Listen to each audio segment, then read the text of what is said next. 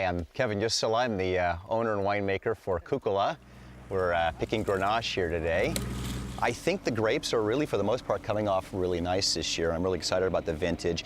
It is an early harvest for us. I think that the whole harvest this year is going to probably end about 3 or 4 weeks early, the way it's looking right now with this kind of consistent heat that we've had.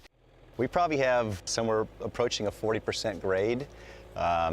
It's pretty steep farming. We dry land farm this stuff. This block here is about a 4-acre block. There's 2 different clones of Grenache that we have here, Clone C and Clone D from Tobless Creek. We're kind of in a ravine, so the face of this hill is actually east orientation. You typically want to have an east orientation with Grenache because, again, you want to try to shade it as much as possible from the sun. But it looks like we've done a pretty good job here. I'm pretty excited about the vintage this year. We got some good color, and that's typically a problem that you have with Grenache. The color tends to be really light, but looking at these clusters here, they look relatively uniform. I'm pretty excited about it. Grenache is part of what you call the Rhone family of grapes, and we'll find Grenache typically in the Rhone blends. You know, GSM blends are probably the most typical. You hear that term a lot. It's Grenache, Syrah, and Mourvedre. For us, Grenache is in what we call our Sisu, which is the GSM blend. It's going to be in our Lothario, which is a third Grenache, Mourvedre, and Zin, and a couple of other blends.